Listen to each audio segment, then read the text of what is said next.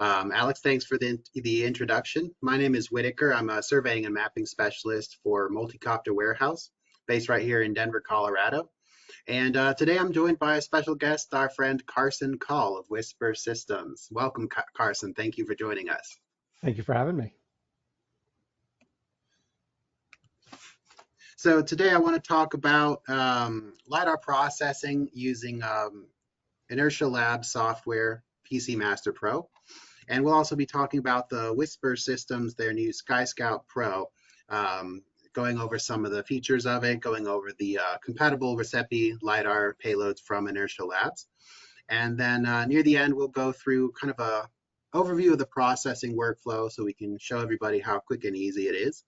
And then we'll have some time for questions at the end. So please do put your questions in the chat so that we can address them before we wrap up for the day.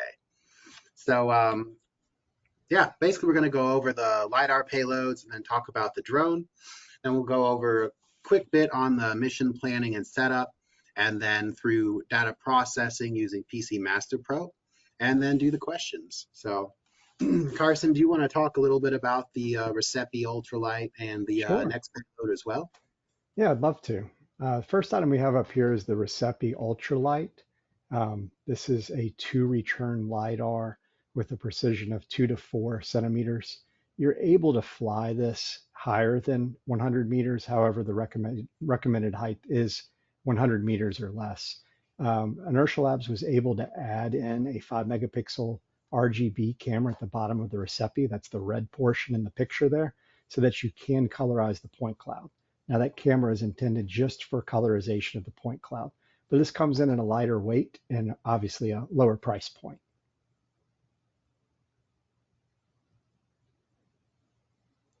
Our next item is the Inertial Labs RESEPI M2X. This is referred to as the Light. This is using the M2X head on the RESEPI coupled with a 24 megapixel mechanical shutter mapping camera. So this can be used for colorization or during orthomosaics. Your system accuracy is around 4 centimeters or less. This unit can fly higher than the XT32 at up to 150 meters. However, we're still recommending that we're flying, of course, below that 400-foot mark. Adding the camera on there does add some benefit to you're able to do the colorization, but you're also able to do that orthomosaic afterwards. Both of these LiDAR units, they have their own WISPR Quick Connect. This allows us to have all of the power routed through the drone without routing cables into the drone. It also has an FPV camera that's not pictured that sits right above the LiDAR unit itself. So this adds some situational awareness factor to being out there in the field. And if you're out in an area that you're unfamiliar with and you have structures and you don't know the height, obviously you want to fly over to them and see how high they are. And being out there with just a LiDAR payload and not being able to move the camera, the FPV camera really does come in handy. Mm-hmm. And another thing that's worth noting about that FPV camera, Karson, is this on both of these payloads or just That's the correct. second one? This could be universal LiDAR mount. Nice. Yeah, it's not just an FPV camera built into the stem of the mount, but it's also swappable. So you can switch the adapter in order to mount the payload. Yeah, there it is. In order to mount the payload on a lot of different drone platforms. Another thing I really like about this M2X, the RESEPI Light, is that's a 20 megapixel, right? 20 megapixel mechanical shutter. 24 meg. Is that the same as the Sony 24 megapixel? It is. It's a Sony Alpha 6000. Mm-hmm. Yeah, and that one's great for photogrammetry. So being able to colorize your point cloud and run photogrammetry with the same LiDAR payload is a nice added bonus. And these are the two RESEPI payloads that we recommend pairing with the WISPR SkyScout Pro. This is a newer drone from WISPR Systems, and Karson, you're the expert. I'll let you take it away from here on this one. Yeah, so generally speaking, this has been fantastic for us. It's a smaller platform that folds up, the legs come off, and it goes into a TSA travel size case. So now I'm able to take the drone, my controller, extra props, and 2 sets of batteries and the charger, and on that TSA friendly case and bring it on a plane. Those batteries are smart batteries. They run in pairs and they're 99 watt hours. And why we care about the 99 watt hours is it allows me to bring as many pairs as I would like to on the inside of a plane and travel. Along with those batteries, the smart features help by balancing out the batteries, making sure they're stable. And of course, they'll self-discharge after 5 days if you do have them charged sitting on the shelf. The drone itself, it can carry up to a 3-pound payload. We kind of push that a little bit to 3.1 pounds when it comes to certain LiDARs, but that's totally within our range. The obstacle avoidance is on the front and the rear of the drone, and the drone is rated for 50-mile-an-hour winds. That is tested results that we're seeing there. Holding up and putting in the case is simple. Taking it out is simple as well. You're really just moving a lever on the arms and it folds back, snapping them forward and front, and you're good to go. With the SkyScout Pro, we do have RTK built into the drone already, and we also have the ability to do PPK. And what's really interesting is you can do both at the same time. It never hurts just to check that extra box in our software, and that way if you have a RTK data stream issue or a cellular issue of any sort, you're not dead in the water. You're able to PPK these photos afterwards. One other thing with the drone, this particular one is pretty quiet when it comes to sitting still. It's using heat sinks at the bottom as opposed to fans. So some of us that have to display them or have them indoors and turn them on, that's much appreciated. Mm-hmm.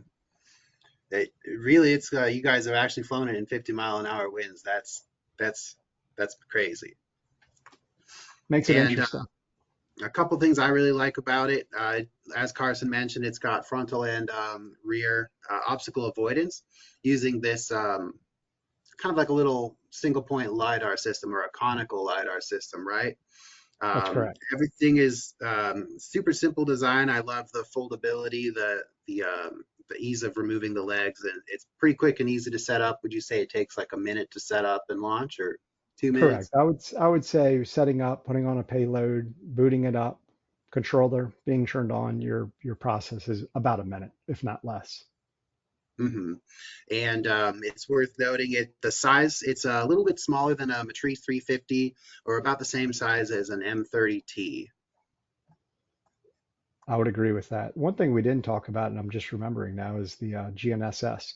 It is all 4 constellations, and we are getting GPS L1, L2, and E5.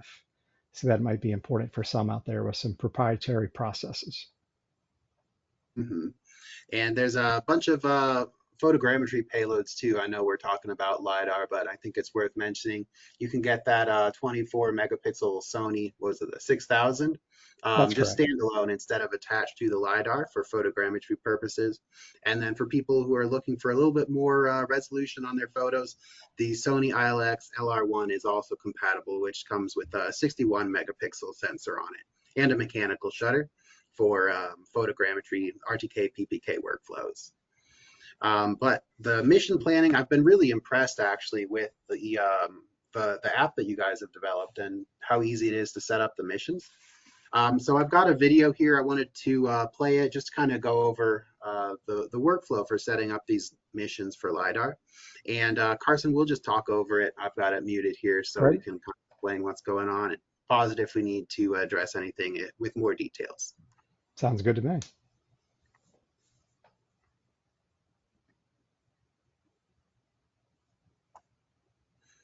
So here we're just seeing the flight screen, and I can tell it's set up for LiDAR because I see a calibration pattern at the upper left-hand corner. The first thing we always do with the drone is select the correct payload. And that's what we're seeing right now. We're making sure we have that RESEPI LiDAR that is selected. If you only have the RESEPI LiDAR, you don't have to go to that every time. That's just setting it up the first time. Mm-hmm. Or the first time. Yeah, it makes it very simple for folks that have one payload. And even if you have 2, you're just changing that payload selection so that the defaults are loaded for the payload. So here we're taking from the left and building on the right. So all we've done thus so far is specify a height of 195 foot and place a takeoff location. The takeoff location, if I get out there and I have to take off from a different spot, no problem, it'll move automatically. It makes more sense in how we're planning out our mission here today. where we're specifying a takeoff location and then adding in that calibration pattern. For the RESEPI, it's a figure 8. That figure 8 pattern, we kind of want to position it in a sense where we can come in and come out smoothly. So here we're adding in the LiDAR cal. So we're at this point, we've specified a takeoff and to perform its calibration. The RESEPIs are wonderful in the sense that we're only calibrating in the beginning of the mission once, and we can hot swap batteries to continue our mission. Next up was selecting a pattern. This is where you're given the options between the survey and the corridor. We're doing the survey in a basic pattern. That basic pattern fills the screen. So depending on your zoom level is the size of the polygon that you have. Make your adjustments and go ahead and hit done with polygon. Oh, I think we're actually close. There we go. My apologies. Survey. Oh, no, no big deal. Basic pattern, we get to see it again. And then here you see the person moving those vertices. You can add them, you can delete them, just as you typically think you could. Once you're done with the polyline, that gives us the next portion that we're most interested in. That next portion, we're going to specify the field of view that we plan on processing. We're also going to set up that overlap. So the field of view has to do with our overlap as well. It defaults to 90-degree field of view and 50% overlap, and you can make the adjustments from there. You're also able to change your entry location from that calibration pattern and your exit location. You're able to refly at 90 if you do choose to do so. And of course, we're also able to add in if we need to have waypoints. So not shown in this video, but we could exit at 63 at the bottom right-hand corner and add in waypoints if someone wanted to come back and fly perpendicular across their trajectories and do like a strip analysis across there. But otherwise, after you're given your statistics, you need to specify what to do with the drone at the end. The options we currently have in WISPR Ground Control in this video is return to the launch position, which is what's going to be pressed next. And after that return to launch position is pressed, that's when you see the entire thing collapse. You have a fully built mission. You're now able to upload to the drone itself. So you're going to see them click upload. They just upload the mission, and we're pressing the W to go back to the flight screen. And from here, we're able to go ahead and do our start. So there's our paths we're going to take. We're looking at the video feed. We're flipping between the map and the video feed. We have that auto calibration in there set already for us. So all we need to do is slide the mission to start. Sliding that mission to start is going to start the props. The drone's going to increase in altitude. It will go all the way over to the calibration area, perform its calibration, perform the mission, come back and land. And of course, that's what we're seeing right now. And on the little camera view, you're just looking at the FPV camera. At the end, you're able to clear the mission, or you can save what you just flew. And of course, like it just said, if the mission wasn't complete and we had a low battery, that drone's going to come back and land at 13%. We can perform our hot swap and we can continue back towards our mission. Something I didn't realize, you mentioned it, you can plan the mission in the office and then take the drone out.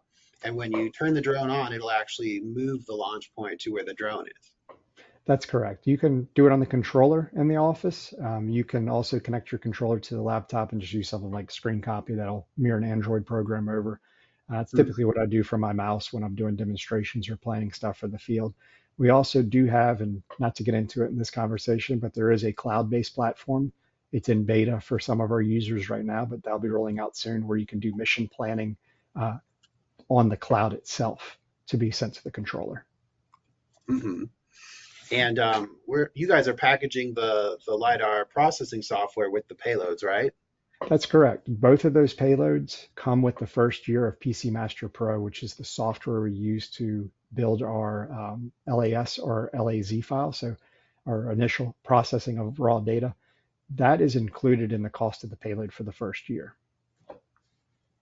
That's so very nice. Cost of the payload, it is the cost of the payload, included with the software.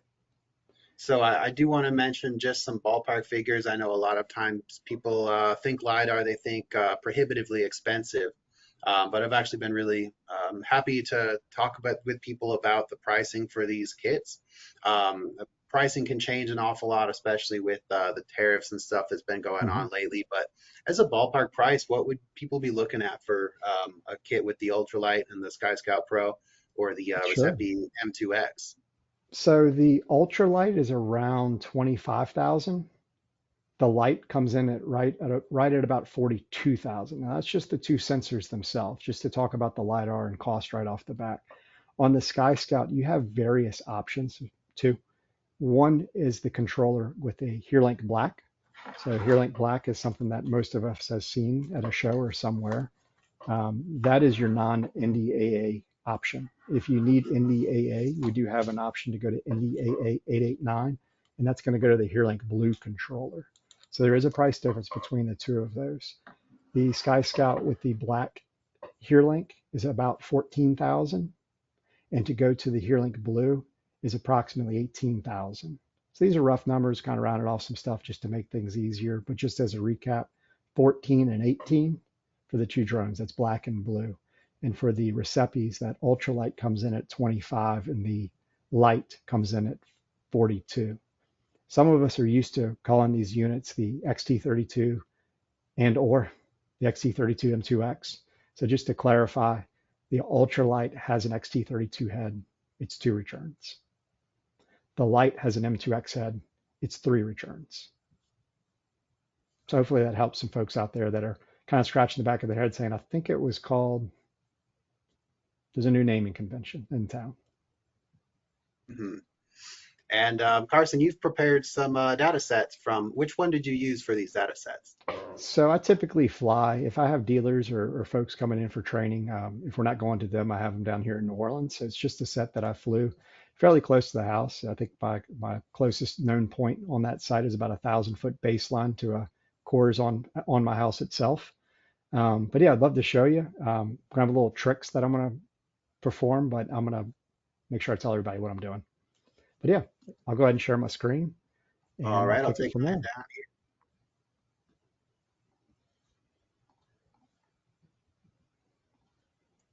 So first I'm going to show, this is PCMaster Pro. Blank, nothing in there. And what we're doing is we're simply file opening a project. On that RESEPI itself, we allow it to land. We wait about 30 seconds and we power it down.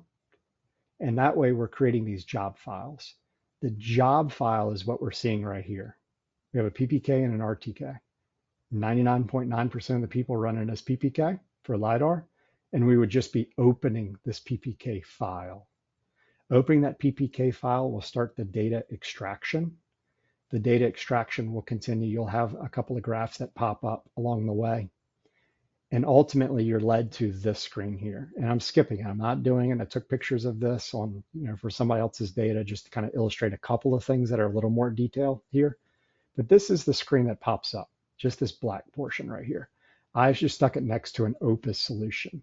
And if you're unfamiliar with Opus, Opus is just collecting stationary data with a local base and submitting it to NGS to have that point resolved. And that's what we're looking at right here. But this screen here is the most, I would say, one of the most important parts in PCMaster Pro. And it's also one that people become anxious or afraid of. And I just wanted to point out how easy it truly is. So let's take a look at this. All we're doing is confirming that base coordinate. So once again, PCMaster Pro opened up. We had our base file underneath the data folder. We moved it over there already in the Rhinex form. So it would read that file, read the header, and it's displaying what's in the header. So here we're just looking at to see if we need some adjustments. So I'm looking first at the latitude, and I'll give you in decimal degrees or degrees, minutes, seconds. That way, however it's presented to you, you shouldn't have to do any conversions on the spot. But we're just matching up these numbers. So I'm in NAT 83 2011 following NGS recommendations in the United States. My lat is displayed here. My lat is displayed here. So I'm just confirming that number. My west longitude is right here. And I'm confirming that number right here that it read it correctly. And finally, the ellipsoidal height. These units collect in WGS 84 UTM zone and based off the 84 ellipsoid. So we're just confirming that location of the base, which is typically what the base is collecting anyway. So here there is one adjustment to be, no adjustment to be made. You do have, let me recorrect myself. There is an adjustment to be made. I forgot that I used this screen for a different illustration, but you can see here this ellipsoidal height, the person typed in 195.877. That was the orthometric height. This is like the height above sea level, the normal elevation that we usually speak of. So they typed in the wrong one. This is really to illustrate that. It really needs to be your ellipsoidal height, the 169.498, placed right here. And this is a stationary base. This is one that someone brought to the field. So they added in, like I had a 2-foot pole height, and their particular base unit did have a distance here between the face of the antenna and the base of the antenna of 134 millimeters. If you're using a core station, this pops up. Most of the time, you don't even have to make that adjustment. And if it's a course, this doesn't matter. This will remain as zeros all the way through, or you can uncheck it or leave it checked at zeros. You won't have to make any adjustment. That is the hardest part in this entire process. And like I said, you're using a course, 99% of the time this pops up right the first time. You don't even have to worry about anything down here. Just leave it as is. You do have an option to do different sampling rates. So if we're able to collect on a base at 10 hertz, maybe you want to process it at a higher sampling rate than 1 hertz. Here we just have 1 hertz displayed. That's pretty typical. And this lever arm offset, these values are programmed into the unit by us. That's not something that you input or need to check or do anything with. And that is the distance between the phase center of the antenna and the IMU centroid of the payload. So, for example, if I were to take these numbers and zero them out or change them accidentally to something over here because I got confused, it's fine. It'll resolve itself. It's just going to take a little bit longer. So having these values already in here, programmed by us and Inertial Labs, it'll allow this process to go much smoother. So just recap, we're just confirming. I just happen to use an Opus as my example here. A lot of times we're getting points from surveyors and they'll just provide you that lat, long, ellipsoidal, you're good to go. Next, I'm going to pull up what we would see next. So if I were to press OK and allow it to correct its trajectory, this is exactly what it brings us to. And that is a data set that I have not touched yet. So you can see here the trajectory above, including the calibration pattern and points above, points that are displayed by elevation. So if we didn't care about these points for the ascent and the descent, and we didn't care about the points going through this calibration pattern, we absolutely, at this step, could go File, Export, No Color, Export the file, done. All I do is just write that LAS file, you're done. So all we do is just confirm the base position, done. Simple, few steps. If in the instance you wanted to keep all this in there and you wanted to colorize, you can just select colorize. And from here, you do have an option to do LAS or LAZ, but most of us work with LASs. I can export the colorized, no problem. Most of us want to do something different. Most of us want to go ahead and underneath here and just process, like, let's say, the straight line trajectories, or maybe it's just the trajectory from the beginning to the end. Before we do any of that, though, we do need to talk about projections. So in PCMaster Pro, like I said earlier, we're in WGS84 UTM with the 84 ellipsoid. The first thing I would do if I'm diving into this a little bit deeper and we're going to change projections and select a different trajectory would be taking a look at my settings and coordinates. And just as we spoke about, here's my projection. This is correct. And this is my projection. This is correct. Anything I want to change to, I can keyword search it, or if you know your EPSG number, you can type that in. So I'm 6479. I'm Louisiana South. We're NAD 83 with the 2011 revision in foot US. So if I just typed in my keyword there, 6479, we're good. Or I could have typed in Louisiana South and came to it right here. Once you click it, that's changing the projection. So this is what it's going to after I hit reproject. One thing I like about how they do their projection systems is it's not displaying everything. If I type in Mississippi, nothing comes up. This is only items that apply for the UTM zone that it has identified it being in. So it kind of narrows that list down a little bit for you. Next, we'll go over to the vertical. I'll first clear this off, go to the vertical. And here you have your vertical options that we can change it to. So if you know your projection itself, you could type it in, or in the case that you don't, you could just do NAV. It's going to come up, NAVD 88 foot US, which is the current NGS recommendation. So by allowing NAVD88, it is automatically going to pull geoid 18 because it's the current into our data set. So I've selected NAVD88. I can go ahead and hit reproject. And what it's going to do now is project the system. And for some reason, I got a unsuccessful. Now what we want to see. What it's supposed to do is reproject, and then what it will do is show up next like this. And the reason I believe it's not reprojecting for me is I am having some computer issues, which is why I did screenshots and had the other version of PCMaster Pro open right here and already had this one open.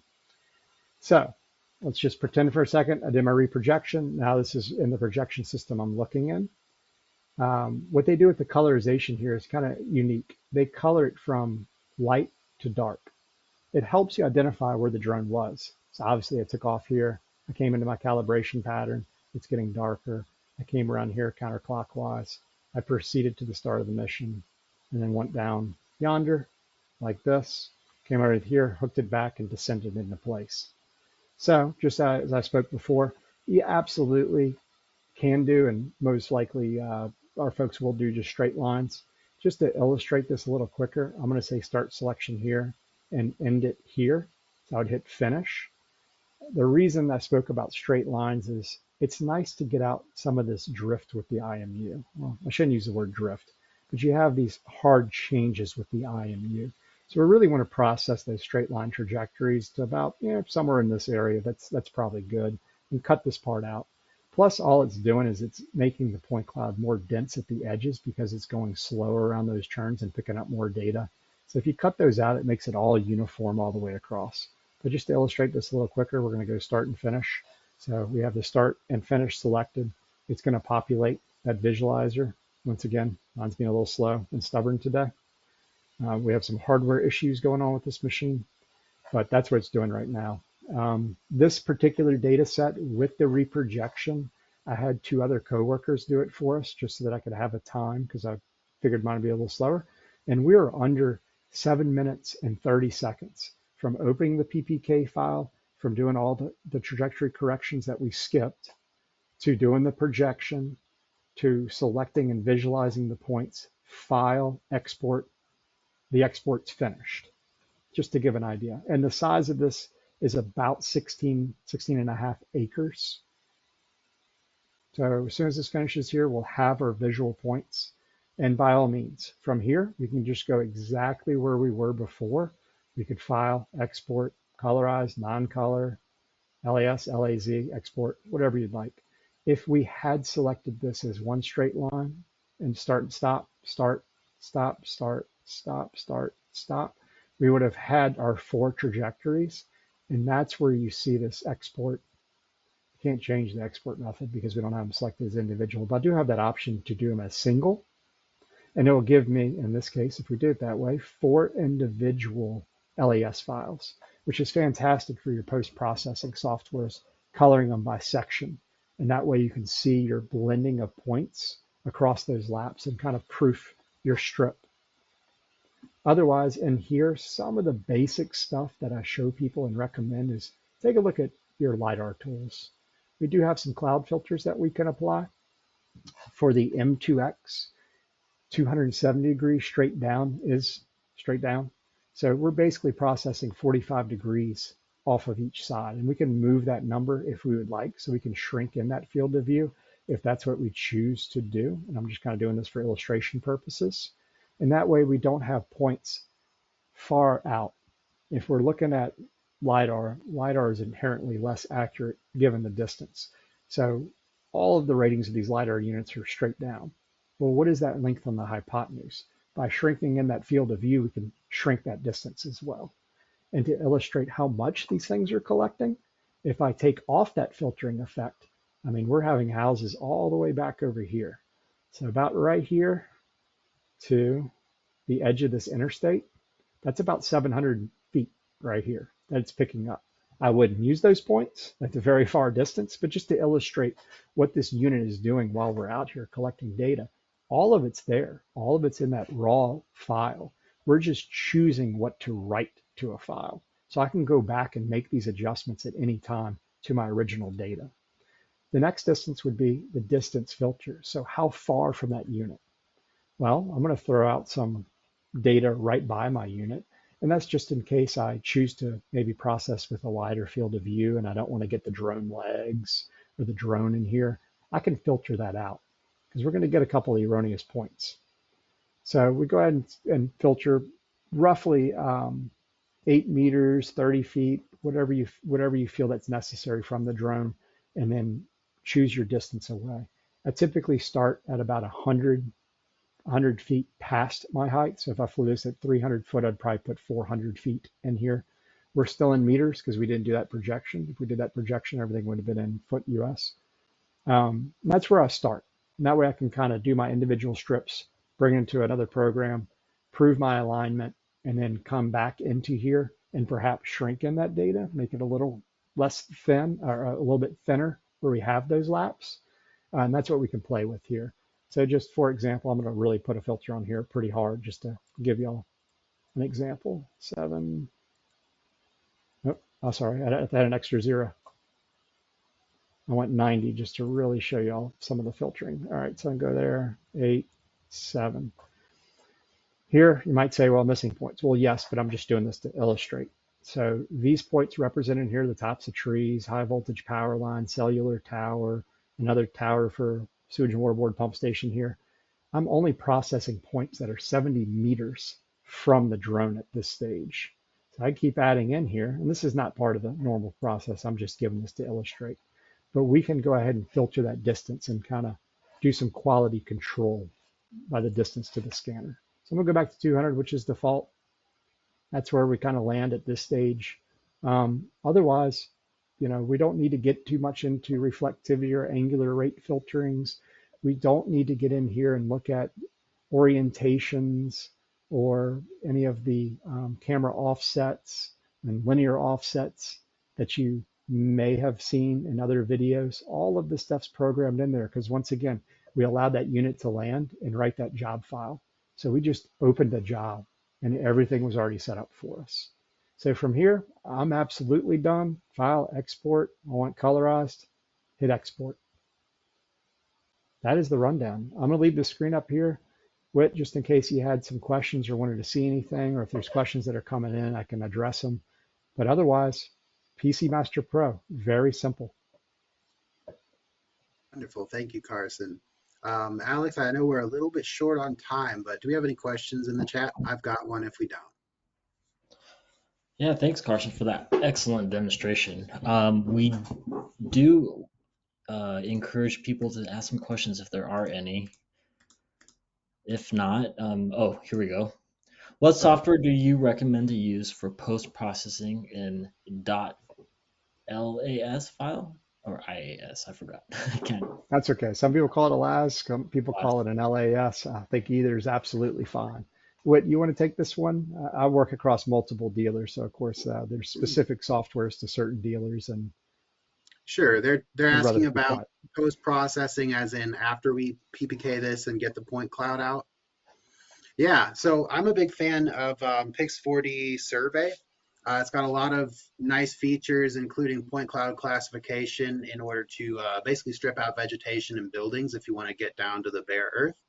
You can make topos with it. You can do some vectorizations. So it's kind of like an intermediate between your processing software and your CAD software. So you can, like I said, classify all those points, but you can also do some line work over it. So if you need to outline a parking lot or some roadways and mark fire hydrants and power poles and stuff like that, you could do all of that inside of Pix4D Survey and then export that line work to your CAD programs.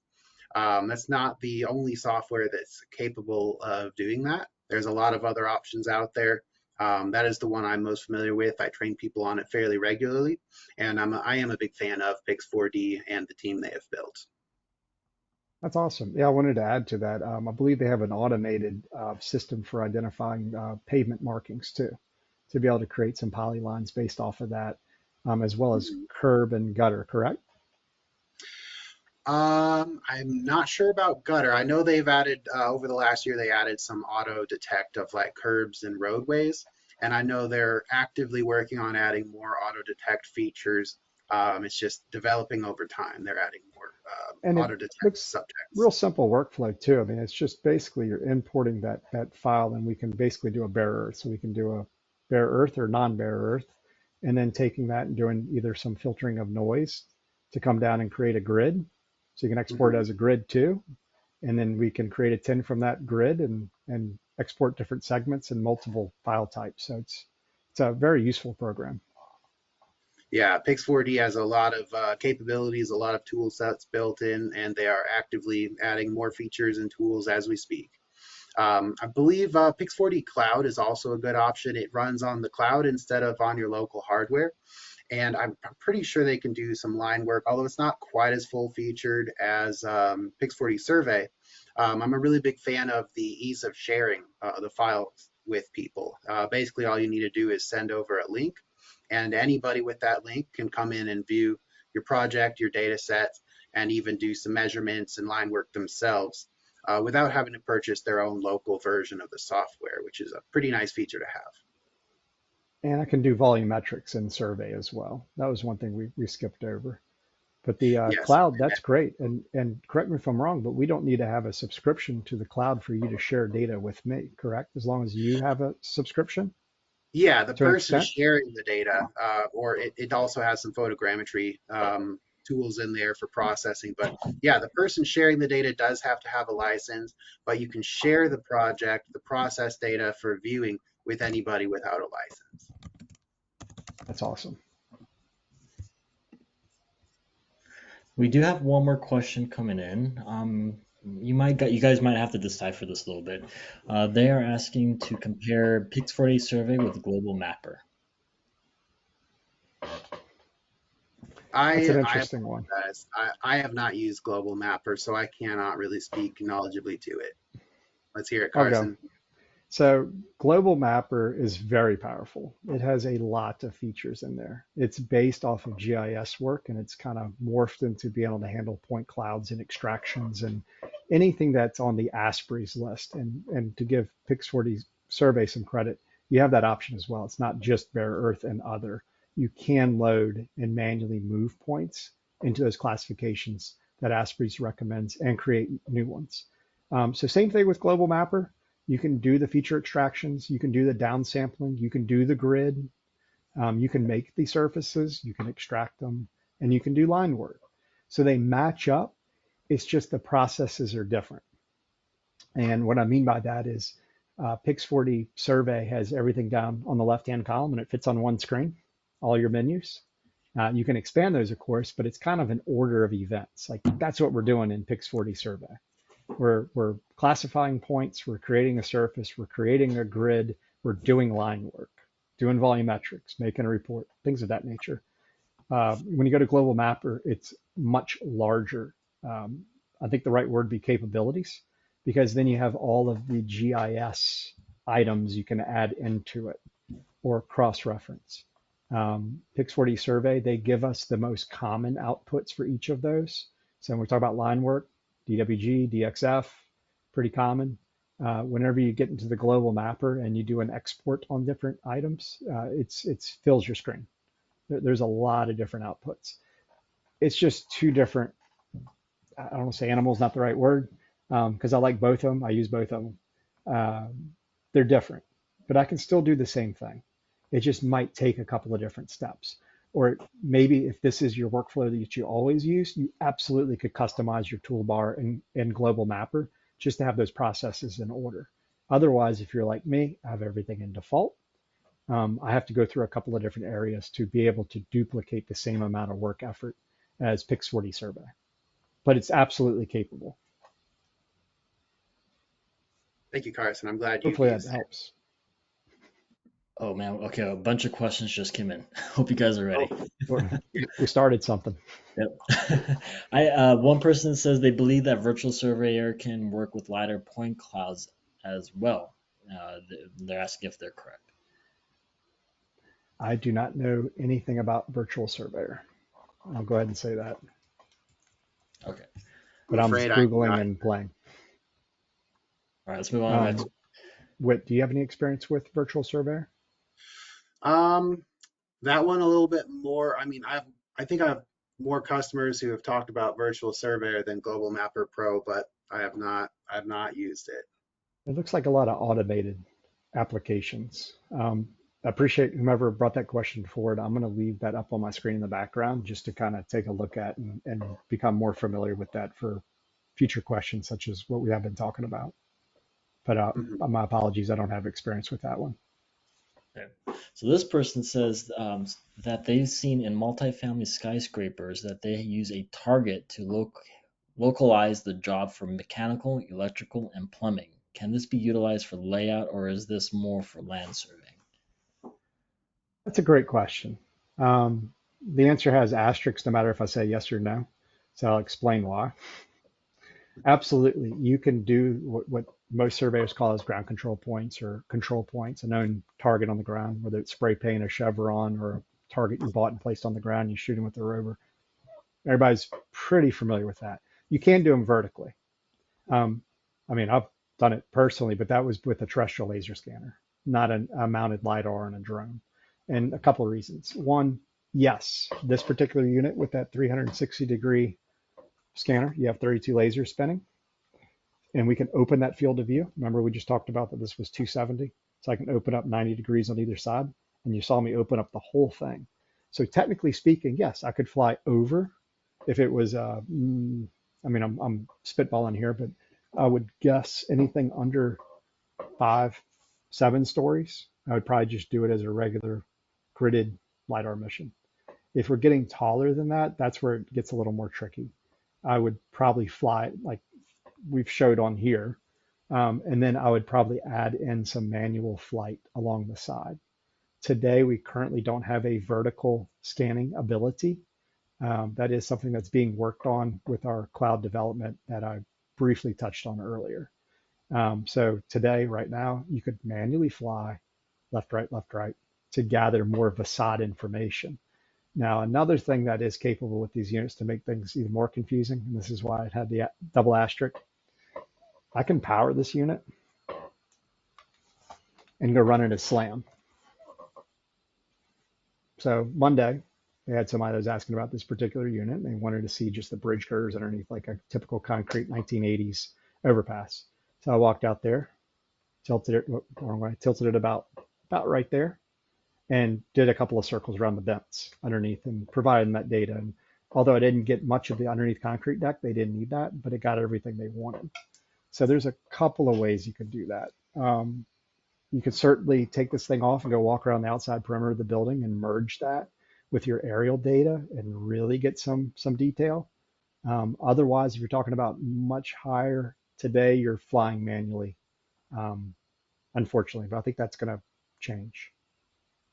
So there's my asterisk. Yes, you can. And the reason is, yeah, any drone can fly back and forth, right? But the reason is on these RESEPIs, with the LiDAR units they're using, they're a 360-degree scanner.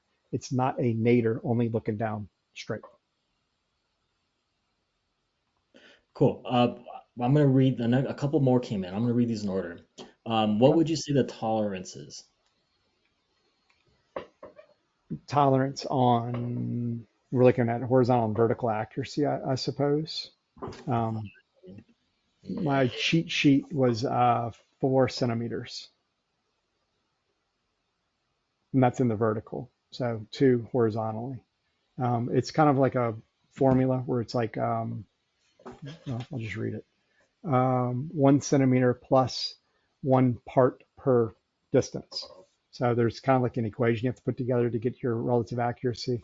I ran one, so the same data set. When I do trainings, I usually show people this, and I'm just going to kind of explain it. I'm looking at it here right now. We talk about bases and how far they need to be to the subject area. So I processed the same data set using the base on my house we spoke of, and just going down the vertical deltas, 0.09, 0.08, 0.03, 0.06, 0.05, 0.01, 0.01, 0.03, 0.01, 0.03, 0.02. That's the vertical differences in foot elevation from using the base on my house. And this is just me running out there, but just to give you some real application to it.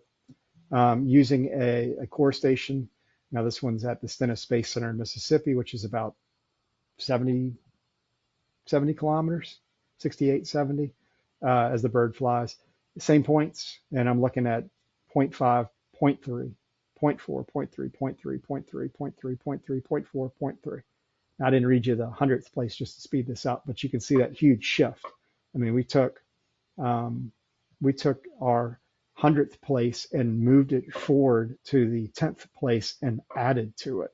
So it really depends on that base that you're using and where it's located. Same thing with the local base. If you can run a local base and set something up yourself directly next to you and collect static data, please do. And that way you also have a fallback by using one of these published reference stations, let's call it. So I've seen it both ways. It just depends on where your station is, what you're using, how many constellations. A lot of people use cores. I like cores, but you need to be aware of what you're downloading. What constellations does it have, and what interval is it recording? Is it recording an observation at 15 seconds? Every 15? Is it every second? Is it 10 hertz, 10 times a second? So it all depends. So that's part of the formula that, as a surveyor, and I know some of us here are not surveyors, I'm an engineer, not a surveyor, but those differences will come into play. For a RESEPI, you really do want full constellation because they are full constellation. You really do want a 1 second interval or greater. They're using a ZF9P, ZED.F9P chip on the inside, which is the same chipset we're using in the SkyScout Pro. Just to interject, when you say 1 second or greater, you mean 1 second or faster than that? That's correct. Yep. Very good point. Thank you for clarifying that. Yes. Yes, we want 1 second or quicker. All right, guys, last Great. question. We don't want to go greater. You're right. Last question. Someone's asking if they're familiar with the annual software costs to the RESEPI in SLAM mode. Okay, so let's go over that. RESEPI first year comes with the unit, and it's for the drone base, right? The SLAM is an add-on license. So we'll get into that in a second. PCMaster Pro thereafter that, the first year or yearly is $3,000 per year. If you want to buy 2 years, $4,750. I don't have it right here. Give me 1 second. I'll tell you what that SLAM add-on is.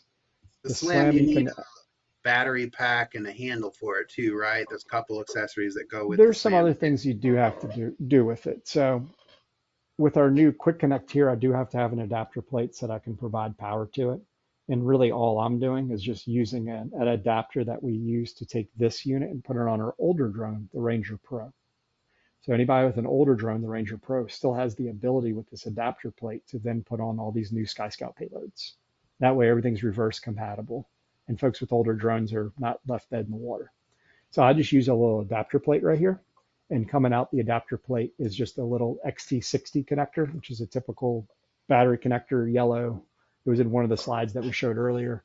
And then from there, I'm just using a charging block that I charge my cell phone off when I'm in an airport. So it goes from that XT60 to a USB-C to plug into my block. And these cables, they're not, besides their adapter plate, that's unique. But the other parts I got from Walmart. Nice. The unit pulls about 26, 28 watts. So I went and got a block that's capable of 60 watts. And that way, maybe the charging block I have on the shelf back there by those wires right there, that guy will hopefully be usable for other units in the future. So we're a drone manufacturer. We try to stay with just the RESEPI on the drone. But when that question came about the building, we got to add the SLAM discussion in there. And I just happened to coincidentally do a few of those this week. For the SLAM add-in license, that's $2,000 a year. So you would still have to have PCMaster Pro, and then you would have to add that license to it at $2,000 a year. Is that like an extension module or something like that? It is. So right within PCMaster Pro, I can go to the top, help, and it has licenses, and those are add-in licenses. Otherwise, the license for PCMaster Pro is Novotel, so it's Windows-based. So I can delete, upgrade, uninstall, do things like that to PCMaster Pro, and my license is still there. It also allows me to release that license and hand it to you. to then use a computer that would have done what we wanted it to do a second ago. So you can do that. But That's yeah, really SLAM's an nice, 'cause add-in. that's actually a perk worth mentioning to people. It's not a floating license, but it can be unbound and moved to a different computer as often as you need. So if you're Very using a generous. laptop, but maybe you have a larger computer desktop at the office that maybe tomorrow you're going to be at, you could move it over there. Um, Very nice. and the SLAM processing, we talked about the drone processing. SLAM is open the PPK file. I mean, first I would go to SLAM, enable, indoor, outdoor, and then just open the PPK file. It's going to correct itself. It's going to fix its own trajectory. It's going to build off that localization, the L in the SLAM, and it's going to continue doing the mapping all the way through. So you're presented just like we saw. You just don't have the trajectory in the air. The trajectory is at the bottom. And you can apply the same filtering techniques that we spoke about today. It's just going to be a lot closer. And the reason we do that is, like, if I have it walking over my head, maybe I come down a little bit, it gets top of my head. We can cut that out. And somebody might say, okay, well, great. Well, if I say I'm filtering 3 feet from the unit, how do I get the door behind you? I came up to the door and I left the door. All those points are collected. Pretty simple. Well, I think that wraps it up for us, guys. Cool. All right. Well, Karson, thank you very much for joining us. It's been a pleasure spending time with you and talking about this equipment.